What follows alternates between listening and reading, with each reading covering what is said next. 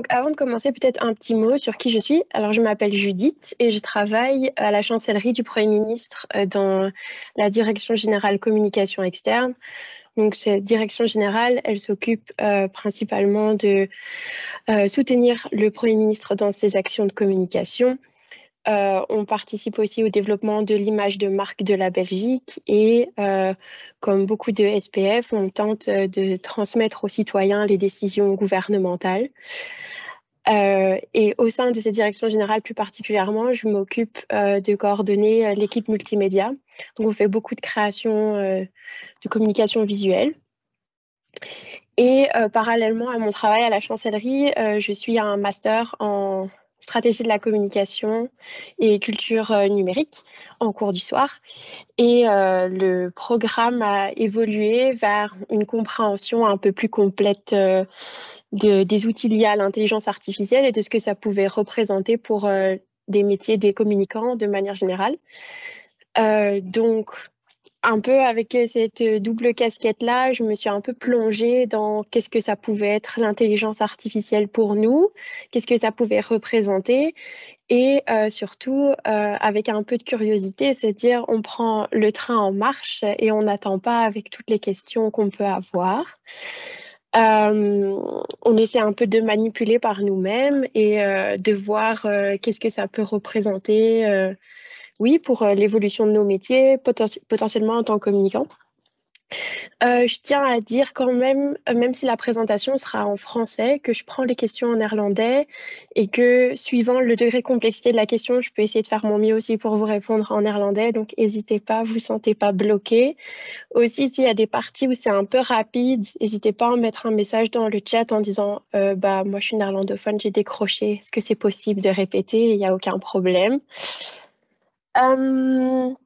Voilà, c'était pour la petite intro. Donc, au niveau de ce qui va se passer dans cette présentation, ce que je vais essayer de faire, c'est de vous donner en fait un peu plus peut-être de compréhension sur ce que c'est que l'intelligence artificielle, comment ça fonctionne.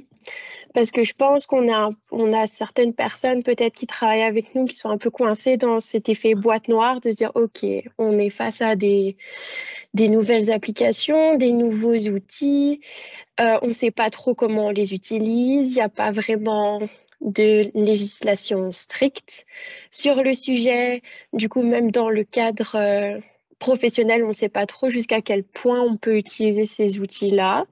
Il n'y a pas vraiment de suivi qui est fait encore. Même entre nous, on n'a pas défini un cadre spécifique au fédéral, par exemple. On y travaille, mais ce n'est pas encore tout à fait clair. Donc déjà, on va essayer d'améliorer, on va essayer de se sensibiliser un peu tous à comment est-ce que ça fonctionne en fait, et à partir de ces petits détails un peu techniques sur comment ça fonctionne, d'arriver un peu à des considérations éthiques et savoir comment déjà nous, en l'absence d'une législation stricte, on peut déjà mettre en place des pratiques éthiques de l'utilisation de ces outils-là, à quoi est-ce qu'il faut faire attention, et comment est-ce qu'on peut avoir une pratique un peu saine dans un usage professionnel des outils liés à l'intelligence artificielle. Donc, premièrement, on va commencer par se poser la question, qu'est-ce que c'est l'intelligence artificielle? Je pense que vous avez peut-être tous une idée un peu vague de ce que c'est. Mais grosso modo, on appelle l'intelligence artificielle tous les systèmes et les techniques, souvent au niveau informatique, qui sont créés pour que la machine, elle arrive à reproduire le même type de décision que ce que ferait l'humain face à des tâches spécifiques. Du coup, pour le traitement d'une tâche spécifique, on va avoir des...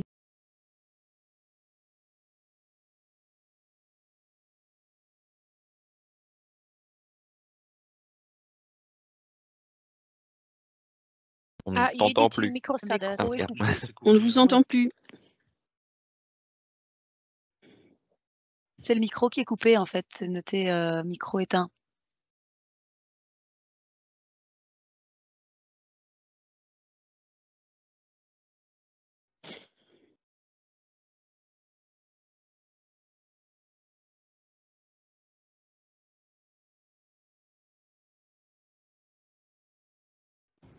Je pense que l'intelligence artificielle a pris le dessus.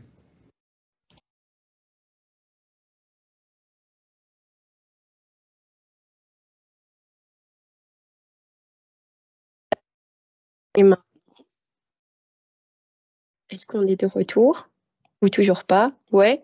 Oui. Ok, c'est les aléas du métier. On est reparti. Et effectivement, je vois dans les commentaires quelqu'un qui suggère de couper les caméras pour améliorer un petit peu la connexion pour tout le monde. Du coup, je vous encourage peut-être à le faire pour l'instant, même si j'aime beaucoup voir vos doux visages, sachez-le. Merci Ils sont beaucoup. réels, hein. Il n'y a Désolée rien pour le petit d'artificiel bug dans mon technique. visage. Mais... Donc, je reprends. On était sur cette partie-là avec, de manière assez schématique, les technologies qui sont sous-jacentes à l'intelligence artificielle. Donc, comme je vous ai dit, de manière très grossière, l'intelligence artificielle, ce sont les techniques qui permettent aux ordinateurs de copier le comportement humain ou la prise de décision humaine. Et donc, l'intelligence artificielle se base sur toutes les technologies qu'on va appeler le machine learning ou l'apprentissage automatique en français. Et donc, c'est tout des techniques qui font que l'ordinateur va apprendre à résoudre des tâches précises.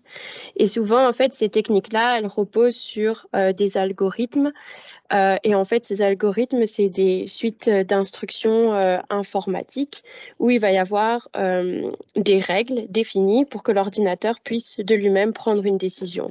Du coup, on va exposer l'algorithme à certaines situations et on va lui dire, dans certaines situations, voilà ce qu'on attend de ta part comme type de décision. Et on va mettre en place tout un système d'apprentissage comme ça où l'ordinateur il va intégrer de lui-même ses règles de prise de décision. Et en fait, ces technologies de machine learning, si on va un cran plus loin, on peut même parler de ce qu'on appelle le deep learning. Et en fait, c'est une sorte de sous-ensemble des technologies liées au machine learning. Et en fait, ce qui est caractéristique du deep learning, c'est qu'on va essayer, dans ces technologies-là, de reproduire la manière dont le cerveau humain fonctionne. Donc, on va essayer d'aller chercher un peu du côté de ce qui se passe dans nos neurones. Comment est-ce que les connexions entre nos neurones, elles sont établies? Qu'est-ce qui fait que nous, humains, on arrive à apprendre de nos erreurs? Est-ce qu'on arrive, comment est-ce qu'on arrive à traiter, nous, l'information et à prendre des décisions? Et en fait, en observant un peu ces comportements-là et comment nous, on fonctionne en tant qu'être humain, on peut essayer de reproduire de manière informatique cette manière de fonctionner. Et donc, quand on fait référence au deep learning, en fait, on fait référence à toutes ces technologies-là qui essayent d'imiter les neurones humains. Donc, des fois, vous allez même entendre parler de neurones artificiels ou de neurones profonds. Et tout ça, ça fait référence à ces technologies-là. Et donc, ce que ça implique, c'est que en tant qu'humain, quand on essaye d'apprendre des choses à la machine, avec l'utilisation de ces technologies d'apprentissage comme les humains, les machines sont capables d'apprendre au bout d'un moment toutes seules sans instruction supplémentaire. Du coup, au départ, on les entraîne en leur disant « Ah, alors, tu as une situation, moi je t'indique que dans cette situation, tu dois répondre comme ça. » Et donc, on lui dit au départ « Voici la réponse adaptée à cette situation. » Et c'est l'humain qui dit « Tu fais ça. » Mais en fait, avec ces technologies-là d'apprentissage automatique, la machine, au bout d'un moment, elle est capable elle-même de se dire, face à une situation nouvelle, « Ah, l'humain ne m'a pas dit ce que je devais faire, mais par rapport déjà à toutes les données que j'ai collectées, je peux déjà prédire, ah, si l'humain me disait de faire quelque chose, ce serait peut-être ça. » Et c'est ça la grande force de l'intelligence artificielle, c'est qu'on a maintenant de l'apprentissage qui peut s'effectuer sans l'humain et où la machine, elle est compétente elle-même pour continuer à apprendre sans supervision. Donc, grosso modo, comment ça se passe? On a des données d'entraînement. Donc, il y a plusieurs types de données d'entraînement, mais mettons qu'on est sur une intelligence artificielle qui génère des images. Donc, j'imagine peut-être certains d'entre vous ont entendu parler de DALL-E ou Midjourney, ou peut-être même pas du tout. Peut-être Adobe Firefly, pour ceux qui utilisent peut-être la suite Adobe dans leur travail. Donc, si on part de cette idée-là, donc, pour entraîner notre modèle à créer des images, il faut qu'on lui montre comment on crée des images. Et donc, on va lui donner plein d'images. avec laquelle il va se nourrir. Et on peut faire deux choses. Soit on prend nous-mêmes les images des humains et on va leur mettre des étiquettes et on va dire, voilà, là sur cette image, il y a un poney ou sur cette image, il y a une fleur. Et on fait ça sur plein d'images. Et le but, ça va être que le programme tout seul comprenne, OK, là, plusieurs fois, il m'a dit que ça, c'était une fleur, donc ce truc-là, c'est une fleur. Donc, on lui apprend. Et le but, c'est qu'à la fin, on puisse lui donner des données, donc des images qu'on n'a pas nous-mêmes étiquetées, et qu'il soit capable de dire, ah, j'ai vu toutes ces images de fleurs. Maintenant, si on me donne une image, je sais reconnaître une fleur. C'est plus ou moins ça l'idée. Il y a d'autres manières d'entraîner la machine. Donc là, ça c'est si nous, à l'avance, on fait la classification et qu'on lui apprend lui-même à classer. Mais il y a aussi des modèles où on n'étiquette pas les données à l'avance et où là, ça va être à la machine d'essayer de tester des anomalies. Du coup, on va lui donner, on va essayer de lui apprendre, sans étiqueter les images, à dire, voilà, parmi toute une série d'images, est-ce que tu sais reconnaître c'est quoi l'anomalie, c'est quoi l'erreur, c'est quoi le problème. Du coup, par exemple, pour tout ce qui est détection d'images retouchées ou de deepfake, on peut essayer d'entraîner une IA à reconnaître qu'est-ce qui change, c'est quoi l'anomalie. Donc ça, c'est une autre manière de le tester. Et donc, une fois que la phase d'apprentissage est faite, qu'on a déjà de la part du modèle d'IA une bonne reconnaissance des patterns, ce qu'on peut faire, c'est qu'on peut tester le modèle. Donc là, on lui donne des images qui ne sont pas étiquetées. On essaye de voir s'il arrive à bien prédire ou à bien classifier par rapport aux règles de décision qu'on lui a données. Et si ce n'est pas bon, on doit ajuster. Donc, on doit lui donner des nouvelles données d'entraînement. On doit essayer de prendre en compte des cas de figure qui n'ont pas été jusque-là enregistrés dans les données d'entraînement, etc. Et on continue d'améliorer les modèles. Donc ça, c'est vraiment très schématiquement comment ça se passe. Donc éventuellement, ce que je peux vous proposer pour avoir une visualisation un petit peu concrète, c'est que je peux vous sortir un petit outil un peu sympathique si vous avez une seconde. On va avoir ça.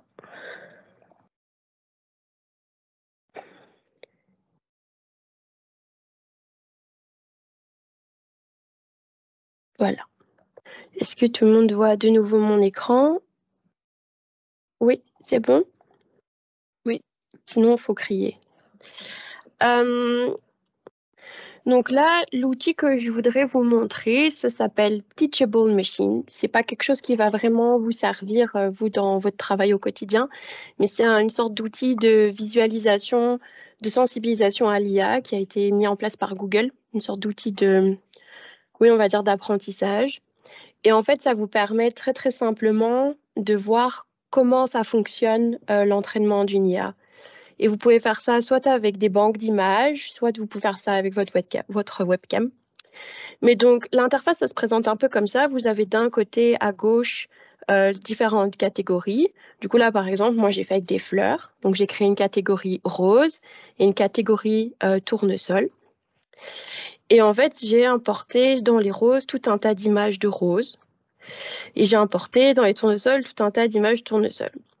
Ensuite, une fois que j'ai fait ça, je peux simplement cliquer sur un bouton pour entraîner mon modèle. Et là, une fois que mon modèle est entraîné, je peux le tester. Du coup, là, si je vais sur mon ordinateur, j'ai des images. Donc, par exemple, là, je vais sélectionner une image de tournesol qui ne fait pas partie des données d'entraînement. Et là, il est censé être capable de me dire... Oui. Évidemment, ça bug, sinon c'est pas drôle.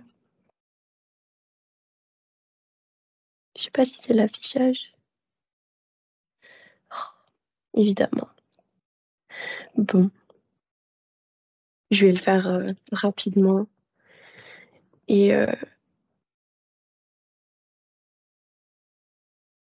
c'est les aléas du métier. On fait pas toujours ce qu'on veut.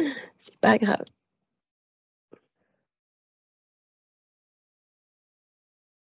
Et ben, moi, je commençais. Bon. Tout ceci fonctionne très très bien.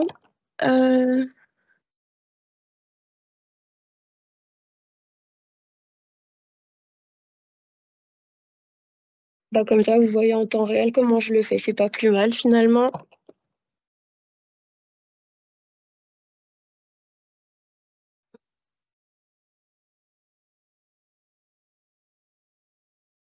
Donc voilà, donc j'ai redéfini mes 2 catégories. Donc j'ai mis plein d'images tournesol, plein d'images de rose.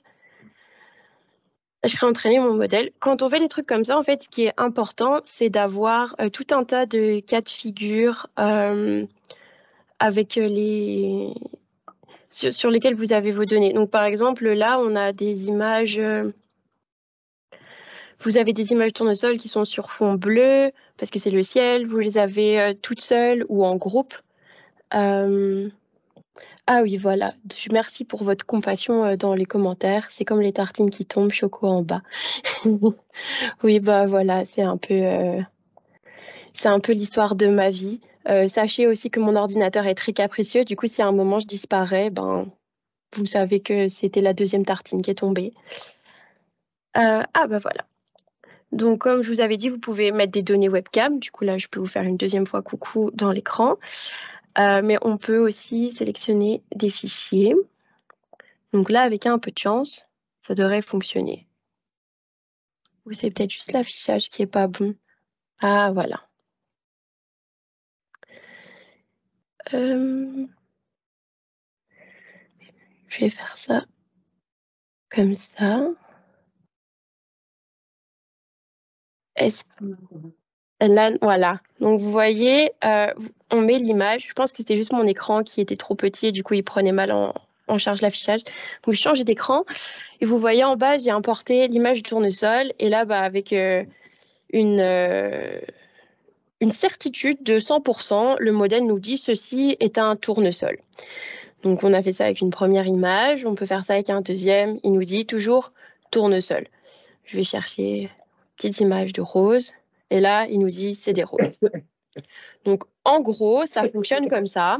Il faut imaginer maintenant que les modèles qu'on utilise pour les applications d'IA complexes, qu'en fait, c'est de la classification qui va à un tout autre niveau que juste 2 catégories de fleurs.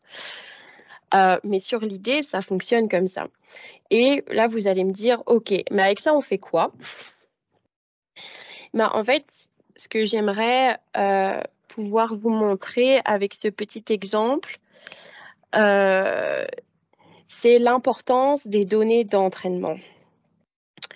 On en reparlera un petit peu après parce que c'est un des buts de la présentation, c'est qu'on puisse parler un peu des considérations éthiques liées à l'IA, parce que je pense que c'est quand même des sujets qu'on entend souvent, c'est est-ce que c'est bien éthique d'utiliser ces technologies ou pas. Et c'est là qu'il est important de comprendre tout ce truc-là des données d'entraînement. C'est-à-dire déjà, on entraîne donc les IA à partir de données, mais les données, on les prend où? Et c'est ça, on va dire, le nerf de la guerre dans cette histoire. C'est, par exemple, dans les grands, on va dire les grands créateurs d'IA en ce moment, vous avez peut-être entendu parler de OpenAI qui a créé ChatGPT ou DALL-E. Vous savez peut-être aussi que Microsoft a développé ses propres intelligences artificielles. On a aussi Google qui est acteur là-dedans. On va dire qu'en gros, tous les GAFAM, ils sont un peu lancés là-dedans. Mais donc, pour que la machine soit performante, il lui faut une grande quantité de données d'entraînement. Et ces données, on va les prendre où?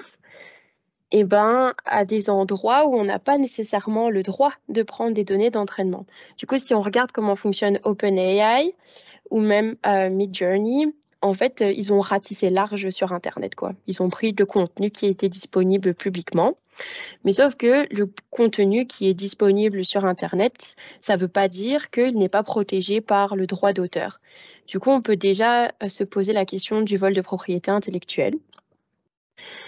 Et c'est ça déjà qui peut faire qu'un modèle est éthique ou pas. Donc la bonne nouvelle, c'est que ce n'est pas toutes les IA qui sont entraînées avec des données qui ont été volées à des auteurs.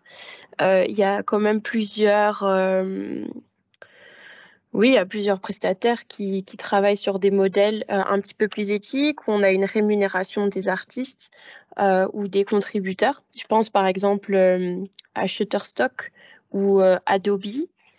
Par exemple, chez Shutterstock, ils ont un petit module où c'est vraiment un exemple. Il y en a plein d'autres qui font ça, mais chez Shutterstock, je ne sais pas si vous voyez le concept, mais Shutterstock, c'est une grande banque d'images. Ils font aussi des vidéos, des musiques, mais enfin, c'est des banques stock où vous pouvez télécharger du contenu, on va dire libre de droit, que vous pouvez utiliser comme vous voulez. Mais en fait, vous devez payer un abonnement, vous devez payer une contribution. Et du coup, c'est comme ça que tous les artistes ou les contributeurs qui alimentent la banque de données, ils sont rémunérés. C'est parce qu'il y a des gens qui payent des abonnements. Et donc, vu que je vous ai dit que pour entraîner une IA, il fallait une grande quantité de données, ces prestataires qui disposent déjà de grandes banques de données comme Shutterstock, quand ils développent leur IA, au lieu de prendre les données d'entraînement n'importe où sur Internet, ils peuvent les prendre dans leur propre base de données. Donc chez Shutterstock, par exemple, ce qu'ils font, c'est qu'ils ont mis en place un système de contrat avec leurs contributeurs où en fait, déjà, chaque contributeur a la possibilité ou non de dire je veux bien que mes images soient utilisées pour créer du contenu généré par IA ou je ne le souhaite pas. Et ceux qui donnent leur accord reçoivent une gratification financière à chaque fois que leur modèle d'IA utilise un morceau de leur image, même tout petit. Et donc là, on a on va dire un modèle qui est un peu plus éthique et où il y a un respect du droit d'auteur et où il n'y a pas de vol de propriété intellectuelle. Il y a vraiment un cadre qui est mis autour. Parce que le problème, c'est que dans d'autres modèles qui sont peut-être plus performants et qui sont du coup basés sur toutes ces données ramassées sur Internet, le problème avec ça, c'est la traçabilité aussi. Parce que il y a des artistes, par exemple, qui peuvent voir des images circuler en ligne qui sont générées par IA, mais ça se voit que c'est copié en fait de leur travail. Mais le problème, c'est que pour réussir à démontrer qu'il y a eu un vol, vu que toute cette production de données est un peu obscure, c'est difficile même d'arriver à montrer ça. Donc ça, je voulais déjà vous en parler un petit peu maintenant. Au niveau des différentes applications de l'intelligence artificielle, on va dire que de manière très large, on va se situer au niveau de l'automatisation des tâches. Parce que c'est super pratique l'intelligence artificielle, vu qu'il est capable de prendre des décisions un peu basées comme le ferait un humain. Il y a des tâches un peu répétitives qui peuvent être complètement automatisées grâce à ces algorithmes qui font tout, quoi. Donc, on va avoir de l'analyse des données, donc on peut établir des modèles prédictifs. Ce que ça va faire... Alors, je vois un petit message dans le chat. Databanken zoals Shutterstock hebben ook een uitgebreid systeem van metagegevens bij elke afbeelding, waarmee klanten de gewenste foto kunnen opzoeken. Spelen die metagegevens een rol wanneer AI een klassificatie opmaakt? Je pense que le fait qu'ils ont des grandes banques d'images où justement il y a déjà un système de classification. J'ai lu le néerlandais. Est-ce que c'est vraiment parlé? Je ne sais pas. Mais donc, je pense, pour répondre à la question, que justement, vu que c'est une banque de données et qu'il y a déjà des métadonnées qui sont attribuées à chaque image, il y a déjà quelque part un système de classification qui peut par la suite être récupéré au moment d'établir le modèle d'IA. Donc, les données d'entraînement, en fait, toutes ces métadonnées-là, elles servent déjà à la classification. Mais après, ça va dépendre de ce qu'on va demander à l'IA de générer. Et donc là, on va essayer d'entraîner le modèle de manière à bien repérer les patterns qu'on a envie qu'il repère pour pouvoir les recréer par la suite. Parce que par exemple, qu'est-ce que je peux dire là-dessus? Quand on demande à une IA de créer une image, généralement, ce qu'on fait dans les outils qui sont créés, c'est qu'on écrit une requête à l'IA, on lui écrit un petit message et on lui dit ce qu'on veut. Et donc, il y a une première analyse de ce qu'on a écrit qui est effectuée par la machine. Et du coup, la machine, déjà, elle doit identifier dans nos mots ce que c'est notre demande. Et elle va devoir recréer, à partir de notre demande textuelle, une production visuelle, qui sera l'image finale, la production de l'IA. Et donc, ça veut dire qu'il y a une sorte de double entraînement qui est fait à ce niveau-là. Il faut à la fois que l'IA elle soit capable de comprendre le langage humain et qu'elle soit à la fois capable de traduire ce langage humain en visuel. Donc, c'est-à-dire que du côté de Shutterstock, il a fallu qu'ils implémentent tout ce truc-là de compréhension du langage naturel et qu'ils le couplent en même temps à cette analyse faite par l'IA de leur grande banque de données dans laquelle les métadonnées ont dû jouer un grand rôle, évidemment, ça leur a facilité la vie. En fait, c'était une grande opportunité, je pense, pour tous les prestataires qui ont des banques d'images d'essayer de surfer sur l'IA, quoi, parce qu'ils avaient eux-mêmes le matériel nécessaire pour devenir en un temps record on va dire des piliers dans le milieu. Donc, c'était une opportunité à saisir, quoi. Donc, au niveau je sais pas trop si ça répondait à la question. Ah, ok, top. Donc, au niveau de à quoi sert l'intelligence artificielle, il y a aussi beaucoup d'applications innovantes dont vous avez probablement entendu parler, comme les super voitures autonomes de Tesla. Il y a aussi énormément d'avancées qui est effectuées dans le domaine médical et pour la météo, évidemment, parce que tous les modèles prédictifs, ça sert à savoir quel temps il fera demain, bien qu'en Belgique, on sait que demain, il pleuvra. Et ça, je n'ai pas besoin de l'IA pour vous le dire. Donc, plus spécifiquement, pour nos métiers à nous, qu'est-ce que ça peut signifier? Dans le travail administratif, pour ceux qui en font quand même pas mal, ça veut dire qu'on pourrait on peut générer des documents de manière un peu plus automatisée, on peut faire du tri de beaucoup de données. Donc, pour ceux qui doivent recevoir beaucoup d'emails, il peut y avoir des systèmes de tri qui se font par IA. Pour ceux qui travaillent dans Excel, il y a aussi beaucoup d'utilisation par l'IA pour faire de l'analyse de données sur Excel ou même pour écrire des formules sur Excel. Vous pouvez vous faire assister par l'intelligence artificielle. Ça, je pourrais vous montrer. J'ai un exemple. Et donc, de manière globale, l'automatisation de tâches répétitives. Comment est-ce qu'on peut faire ça? Soit maintenant, vous avez de plus en plus des outils qu'on utilise déjà, comme par exemple les outils de la suite Microsoft 365. Et en fait, tous ces outils-là, ils ont de plus en plus de modules intégrés qui prennent en charge du coup une assistance par intelligence artificielle et qui vous permettent déjà à l'intérieur des outils d'aller chercher un petit peu ce que vous pouvez mettre en place pour vous simplifier la vie. Et vous avez sinon, si vous utilisez des applications basées sur l'intelligence artificielle qui sont tierces, donc mettons que vous souhaitiez automatiser des tâches sur Word, mais que vous n'utilisez pas les modules d'intelligence artificielle dans Word, vous pouvez toujours demander en fait à une IA de repenser pour vous votre workflow de travail et lui dire, voilà, en fait, tous les jours, je dois faire ça, ça et ça. Est-ce que ce serait possible de trouver des manières d'automatiser? Et un peu truc d'essai-erreur. Je vous dis ça de manière un peu large. Je vous montrerai un peu plus dans la pratique dans quelques minutes comment ça se passe. Dans le domaine de la communication, en fait, vous allez avoir l'intelligence artificielle, ça peut représenter une grande aide à la rédaction de contenu. Ça peut vous permettre aussi de réaliser plus simplement des présentations. Pour tout ce qui est recherche documentaire aussi, on va dire que ça va apporter une plus-value par rapport à un simple moteur de recherche parce que vous allez pouvoir demander, être plus précis sur la manière dont vous souhaitez structurer l'information dans votre recherche.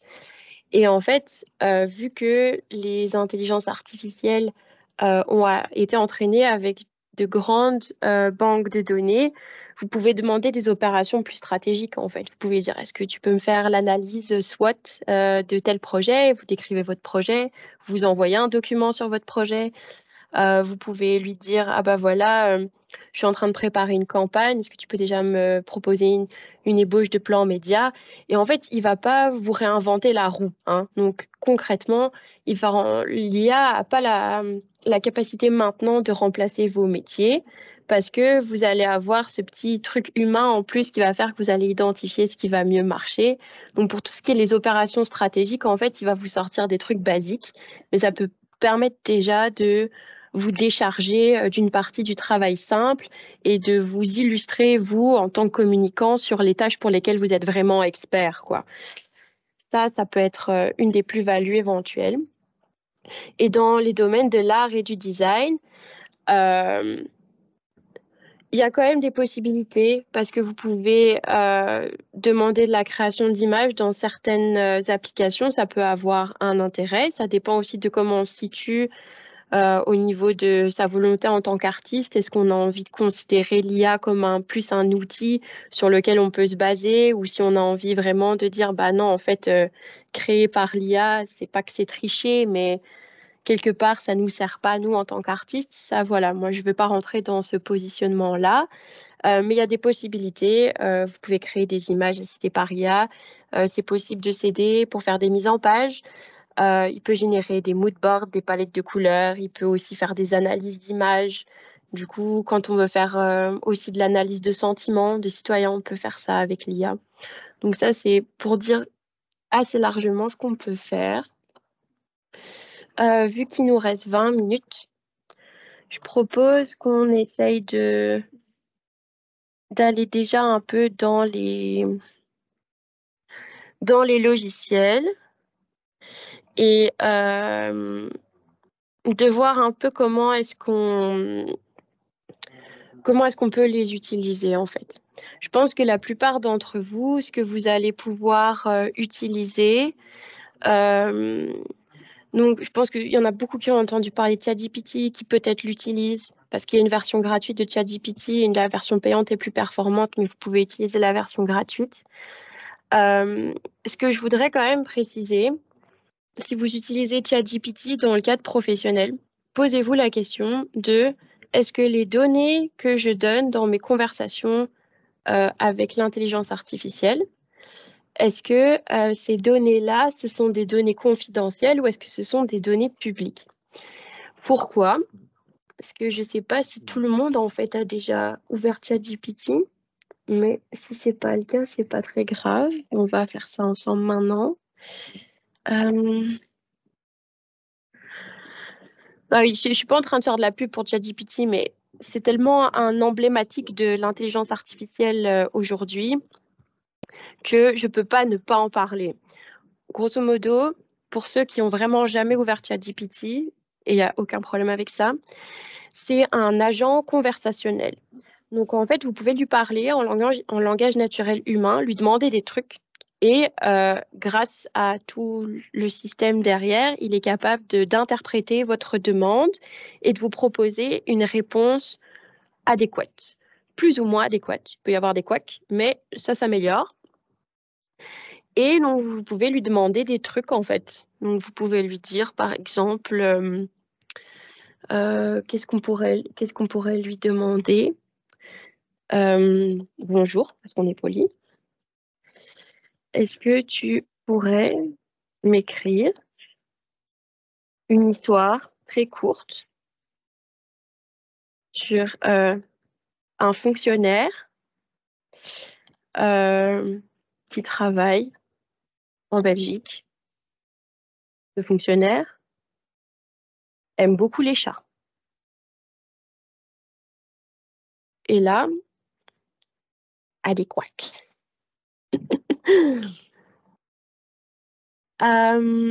Donc là, on va le laisser mouliner un petit peu. Normalement, il va nous proposer une réponse.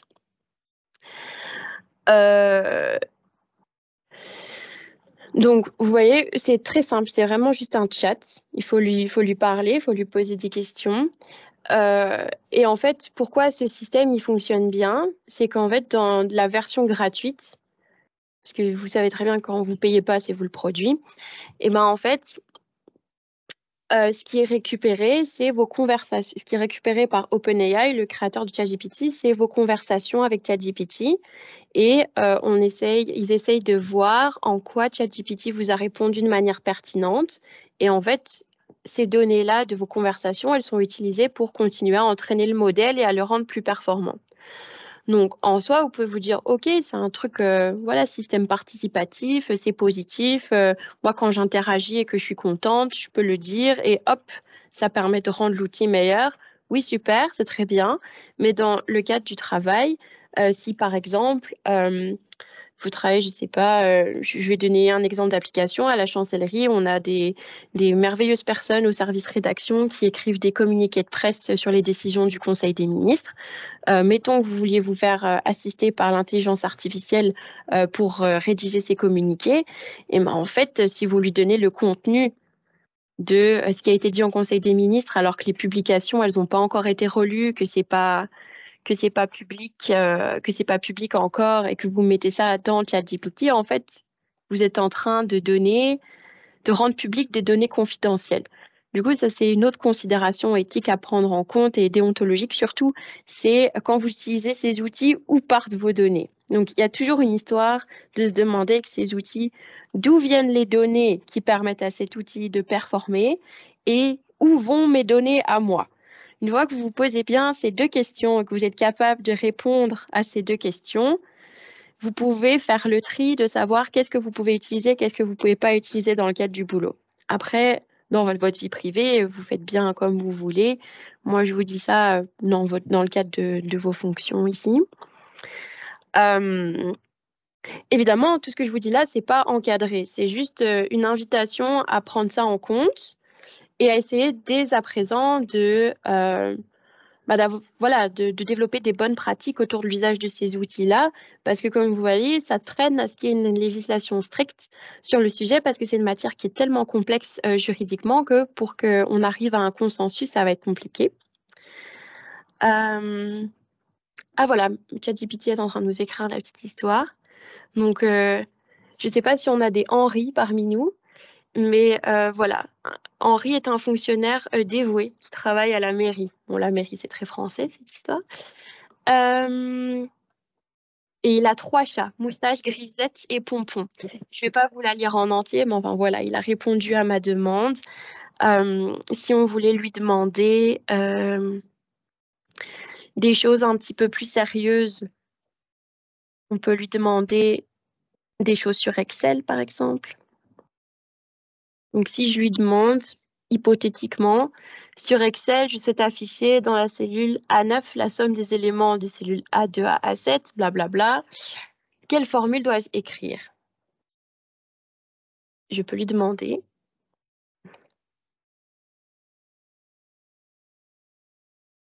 Aïe, aïe, aïe, la technologie. Il n'y a pas quelqu'un qui veut m'envoyer une image de tartine, là?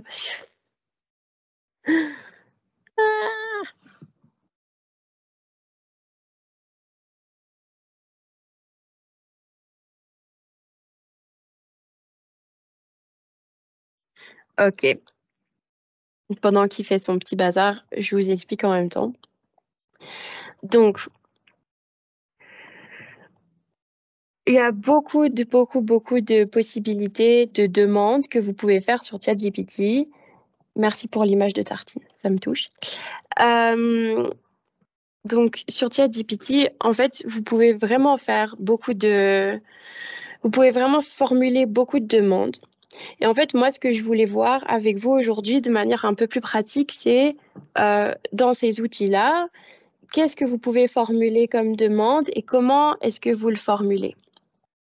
Du coup, là, par exemple, la demande que j'ai faite, vu que c'était une demande sur un logiciel, je lui ai dit bêtement, voilà, sur ce logiciel-là, je suis occupée et je veux faire ça. Comment je dois le faire? Donc là, c'est assez simple comme demande et il vous le fait. Mais en fait, on se rend compte même que sur une demande aussi simple, qu'il faut prendre en compte de bien contextualiser sa demande. Parce que là, il vous a affiché une réponse qui est bonne. Mais si votre logiciel est en français ou en néerlandais, et ben vous savez que les noms des fonctions dans Excel ils sont traduits. Et donc là, si vous essayez cette proposition qu'il vous a donnée, et ben en fait, suivant la langue de votre logiciel, vous pouvez avoir quelque chose qui ne fonctionne pas en fait. Du coup là, ce que vous pouvez faire, vu que c'est un chat, vous pouvez simplement lui dire j'ai oublié de préciser, j'ai Excel en français. Et voir ce qu'il dit.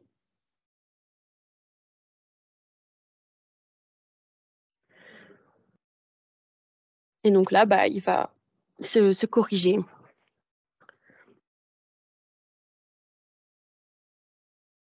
Donc là, voilà, il a adapté, il vous a proposé la formule en français.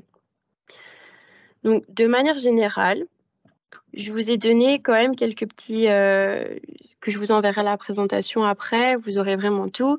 Je vous ai donné quelques petits tips pour bien formuler une demande sur ChatGPT, mais ça vaut aussi pour de manière générale, pour toutes les IA sous forme de chat conversationnel comme ça. Ce qui est important de donner, c'est un rôle et un contexte. Donc, soit vous précisez votre propre rôle à vous, ça ne doit pas être nécessairement la vérité, ça peut être hypothétique. Vous pouvez dire par exemple, voilà, je suis expert ou experte en communication dans l'administration publique et je suis en train de faire ça. Et là, vous lui demandez par la suite de quelle manière est-ce qu'il peut vous assister à réaliser cette tâche. Soit vous pouvez carrément dire à ChatGPT, je veux que tu te comportes comme si tu étais. Et là, vous lui donnez un rôle. Donc là, vous pouvez dire, j'aimerais que tu te comportes comme si tu étais expert en communication de la fonction publique. Je voudrais que tu te comportes comme si tu étais expert en agronomie. Je voudrais que tu te comportes comme si tu étais docteur en physique. Et en fait, pourquoi c'est important de donner un rôle? C'est parce que ça va donner une indication à l'intelligence artificielle sur le champ sémantique, le type de vocabulaire, le type de précision, la construction des phrases qu'il va devoir vous apporter dans la réponse. Parce qu'en fait, si vous précisez pas ça, si vous lui posez simplement une question, est-ce que tu peux m'expliquer pourquoi la Terre, elle tourne? C'est une merveilleuse question. Petit coucou à tous les parents qui entendent des questions de leurs enfants chaque jour, un peu dans ces eaux-là. Donc, pourquoi la Terre, elle tourne?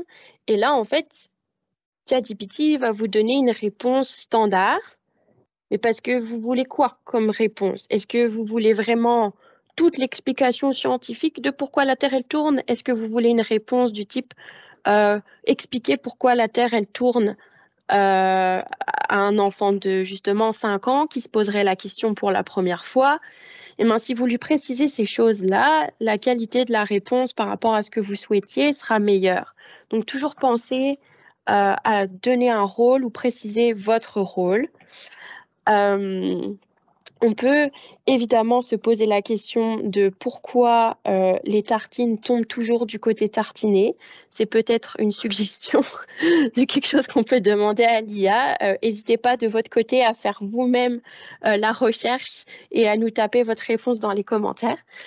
Donc, une fois que vous avez donné le rôle et du contexte, vous pouvez ensuite donner des instructions précises. Ce qui est assez chouette, c'est que vous n'êtes pas limité dans la quantité de texte que vous écrivez à l'IA. Vous pouvez vraiment prendre le temps de formuler une réponse, de formuler une demande qui est structurée. Vous pouvez donner autant d'indications nécessaires sur le contenu demandé. Vous pouvez même lui dire, dans la réponse, je veux ça, ça, ça et ça, et vous faites votre liste de courses avec des bullet points. Et ensuite, ce qui peut être intéressant, c'est si vous souhaitez une forme particulière sur la réponse, vous pouvez lui donner des précisions sur la forme attendue. Donc, est-ce que vous voulez une réponse très courte en un seul paragraphe? Est-ce que vous voulez quelque chose d'un peu plus développé? Est-ce que vous voulez qu'il vous le rédige sous forme de slides, comme voilà, 3 bullet points par slide avec des titres? Tout ça, vous pouvez demander et voir ce qu'il vous suggère comme réponse. Et si vous n'êtes pas satisfait par la réponse qui est donnée, vous pouvez toujours lui dire « Ah, je suis satisfait avec ça, mais pas avec ça, recommence ». C'est un peu, on est un peu dans un esprit Cendrillon comme ça, où l'IA est corvéable à merci, mais c'est un peu l'idée.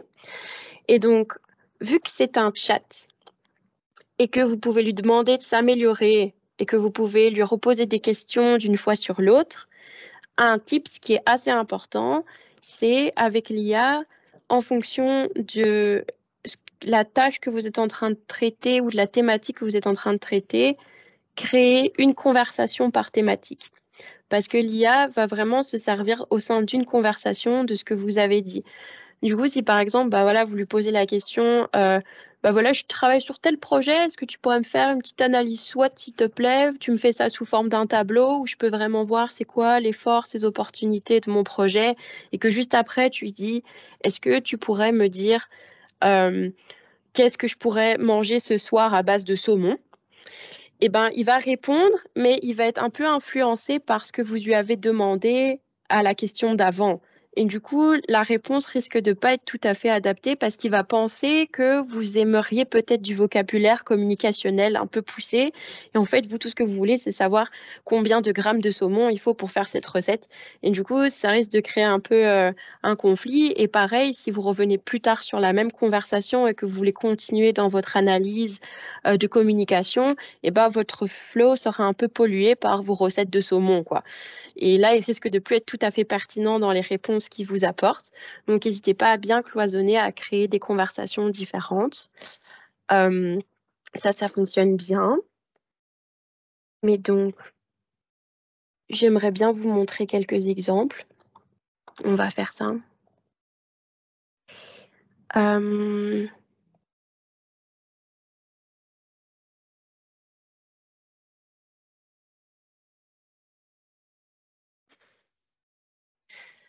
Ok, je vais repartager mon écran. Parce que je vois que c'est bientôt la fin, donc ça serait bien quand même de pouvoir clôturer avec ça. Et je voulais vous montrer un dernier truc. Ouais, je pense que j'en ai encore à peu près pour 5 minutes. Donc,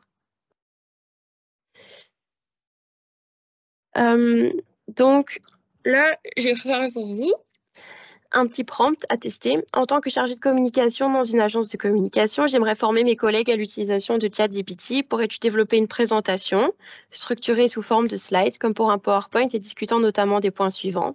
Et là, je lui ai dit tout le contenu que j'aimerais avoir dans cette présentation. Et là, je peux lui demander. Alors déjà, il me complimente. On est très content.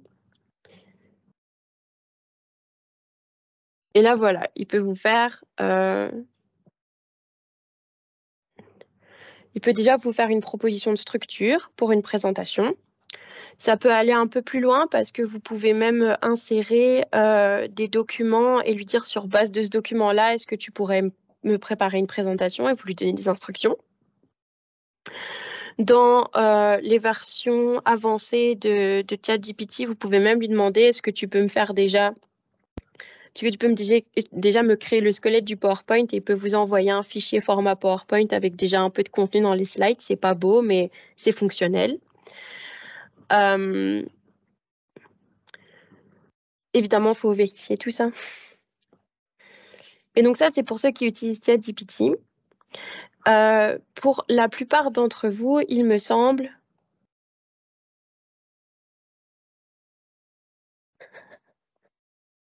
C'est vrai, je suis d'accord avec Catherine, ChatGPT est très poli. Des fois, il peut être drôle, un peu malgré lui. Je ne sais pas si les uploads de documents sont possibles dans la version gratuite. Ce que je sais, par contre, c'est qu'il y a des alternatives à ChatGPT. Et Donc, merci Émilie, à bientôt. Donc, au niveau de... Donc, la plupart d'entre vous, je pense, peut-être que je me trompe, mais vous travaillez dans l'environnement Microsoft avec Word, Excel, PowerPoint et OneNote. Et en fait, Microsoft a sa propre version, a sa propre intelligence artificielle qui s'appelle Copilot. Et je vais vous montrer ça tout de suite. Si vous avez un compte normalement entreprise et que vous tapez Copilot dans Google, vous allez tomber sur cette page-là. Et en fait, vous pouvez faire plus ou moins la même chose que dans ChatGPT. Donc, soit vous lui posez directement les questions là à l'intérieur. Donc, vous pouvez lui rajouter des images aussi si vous lui montrez quelque chose. Vous pouvez lui parler un peu là-dedans. Et vous avez, sous forme de bloc-notes, la possibilité de faire des conversations comme dans ChatGPT. Et ça, normalement, la plupart d'entre vous, vous avez accès à ce truc-là via... l'accès dépendant des autorisations de sécurité de chaque SPF. Mais disons que ça, c'est un peu le truc basique. Et après, en fonction des autorisations de sécurité, vous pouvez avoir accès aux modules dans les logiciels. Ou là, par exemple, dans Word, vous pouvez avoir un petit module Copilot. Mais de manière générale, à minima... Si je ne peux pas garantir ça à 100%, mais à minima, vous pouvez avoir ça. Si vous avez la possibilité d'utiliser ça plutôt que ChatGPT, alors vous avez une garantie sur la sécurité de vos données parce que, en fait, Copilot, contrairement à ChatGPT dans sa version gratuite, ne va pas garder l'historique de vos conversations pour entraîner sa machine. Du coup, là, si vous voulez utiliser Copilot dans ce truc-là pour vous aider à rédiger vos communiqués de presse des conseils des ministres, là, c'est possible et vous n'êtes pas en train de mettre de manière publique des informations confidentielles parce que ça respecte les normes de sécurité Microsoft. Après, il y a possibilité d'aller un petit peu plus loin quand vous avez, on va dire, tous les accès Copilot. Là, vous avez des possibilités un petit peu plus poussées dans les logiciels, ou là, dans Word, dans Excel, dans PowerPoint, dans Excel, vous allez avoir des petits modules où vous pouvez parler, vous avez un petit chat directement dans l'interface de vos logiciels préférés. La possibilité de discuter avec l'intelligence artificielle. Et comme là, il est déjà midi, ce que je ferai, c'est que dans la présentation, je vais vous envoyer toute la documentation, là où vous pouvez trouver les réponses à vos questions, et c'est assez bien fait sur les guides de comment on utilise tout ça. Et comme ça, vous avez toutes les clés en main pour faire un peu des choix pour vous-même. La dernière chose que j'aimerais dire, c'est au niveau de ce que vous pouvez faire maintenant, c'est vous tenir d'une part informé. Parce que je sais qu'il y a beaucoup de craintes qui sont liées à l'apparition de ces nouvelles technologies-là sur le remplacement de nos métiers, etc. Je pense que simplement être informé de savoir dans quel sens on va et de comment ça évolue, que c'est déjà un premier pas pour maîtriser ce truc-là et pas vous sentir dépassé. La deuxième chose, c'est d'en parler avec vos collègues, d'essayer de vous former, de voir ce qui existe. La troisième chose, c'est si vous utilisez des outils, restez proche de vos services informatiques qui pourront vous conseiller en matière de sécurité. Et si vous, pour une tâche spécifique, vous écrivez une demande dans une des IA et que vous obtenez un résultat intéressant, prenez l'habitude de garder dans un document vos meilleurs prompts, vos meilleures demandes. Et comme ça, vous pouvez les partager avec vos collègues en disant, pour cette tâche-là, j'ai écrit ça, j'ai obtenu ce résultat qui était chouette. Et du coup, tiens, utilise-le toi. Essayez d'ouvrir la discussion de cette manière-là. Ça, c'est ce que je peux vous recommander. Et restez proche aussi de vos hiérarchies parce que j'imagine qu'il y aura des consignes qui seront peut-être un petit peu plus officielles et un petit peu plus harmonisées entre les SPF.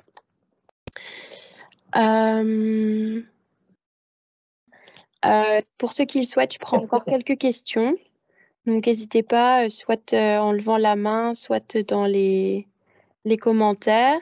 Et aussi, un très grand merci à Ingrid pour m'avoir aidé à organiser ce truc-là. Alors, on a une question de Valérie Bergman du SPF Économie. Oui, bonjour, petite question. Y a-t-il une volonté fédérale pour avoir une consigne générale pour l'utilisation de l'intelligence artificielle au niveau de tous les départements actuellement? J'ai malheureusement raté juste le début de la question. Est-ce que ça te dérangerait de répéter? Mille Non, pardons. pas du tout. Il n'y a pas de souci. Je voulais juste savoir s'il y avait une consigne générale pour tout le fédéral concernant l'utilisation de l'intelligence artificielle. Est-ce qu'il y a quelque chose qui s'est déjà mis en place ou qui va se mettre en place à ce Il y a quelque niveau-là? chose qui va se mettre en place. Parce que ce qui s'est passé, c'est qu'il y a déjà eu au niveau des graphistes, enfin, on va dire des experts en communication dans les institutions fédérales, il y a un réseau qui existe. Et c'est déjà une thématique qui a été discutée. Et du coup, il y a déjà des personnes de ce réseau-là qui étaient intéressées d'essayer de développer une charte d'utilisation éthique de l'intelligence artificielle. Donc ça, c'est encore en cours d'écriture et ça devrait être proposé par la suite au CNK qui pourra nous dire si on peut communiquer ça à tout le monde. Mais l'idée, c'est de prendre un peu les devants et de déjà définir un cadre sans attendre qu'il y ait une vraie législation sur le sujet parce que je pense qu'il y a un réel besoin pour cadrer un peu nos usages. Mais c'est quelque chose qui est vraiment à l'étude. Donc, tenez-vous au courant, ça devrait venir. Ok, et une deuxième petite question par rapport Oui. à Copilot. Nous, on y a accès au SPF Économie, enfin en tout cas au niveau communication. Est-ce que c'est une version standard ou est-ce que c'est une version payante à laquelle nous avons accès du coup? Ça, c'est une bonne question. Je pense que dans tous les cas, c'est plutôt des versions payantes, surtout si c'est des versions entreprises.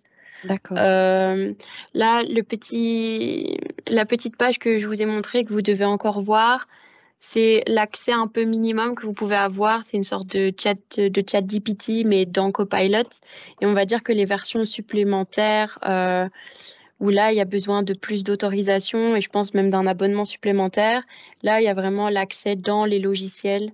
Et vous avez, je pense, faudrait que je retrouve ça, mais je peux mettre le lien déjà dans le chat, mais j'ai une petite page à vous conseiller où en fait sur Copilot, il vous explique déjà pas mal de choses de ce que vous pouvez faire dans vos applications. C'est le Copilot Lab. Voilà, je vous envoie ça. Donc, vous l'avez dans le chat, vous le voyez aussi à l'écran maintenant. Où en fait, vous avez, voilà, sur cette page-là, vous avez toutes les vidéos de présentation de ce que vous savez faire avec Copilot. Et en fait, ce qu'ils appellent, moi, ce que des fois j'appelle prompt ou requête ou demande, là, ils appellent ça des invites ou des invitations, mais c'est la même chose. Et en fait, là, ils vous proposent déjà sur cette page tout un tas de suggestions d'invites à tester. Et vous avez en bas, à gauche, sur chaque proposition, les logiciels qui sont concernés. Du coup, par exemple, là, voilà, vous avez cette proposition, ajouter une image. Donc, ajouter une image là, il suggère un chiot à cette diapositive. Ça, c'est pour PowerPoint.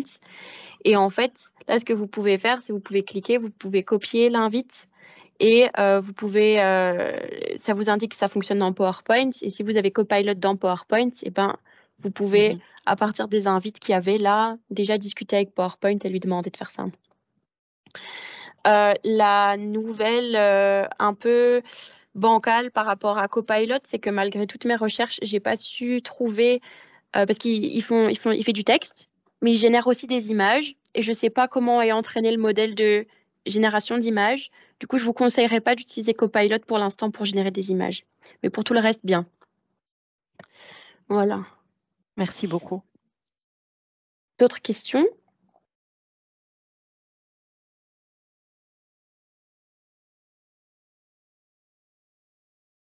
Pas de questions? Tout le monde a faim? Je comprends, hein. Ça. Super. En tout cas, je sais pas, je vous remets rapidement mon adresse email dans le chat. Si vous avez une question, n'hésitez pas. Voir aussi si vous souhaitez organiser des choses avec vos équipes pour sensibiliser un peu à l'usage de l'intelligence artificielle. N'hésitez pas à m'envoyer par email si vous avez une demande, si je peux vous donner de la documentation ou si je peux vous assister au milieu de tous les trucs que j'ai à faire éventuellement. Ce sera avec grand plaisir. Merci pour votre présence aujourd'hui, vos questions, vos petites images de tartines, ça m'a fait chaud au cœur. Et j'espère à très bientôt pour des nouvelles infos, quoi. Merci beaucoup. Merci beaucoup. Merci. Merci beaucoup.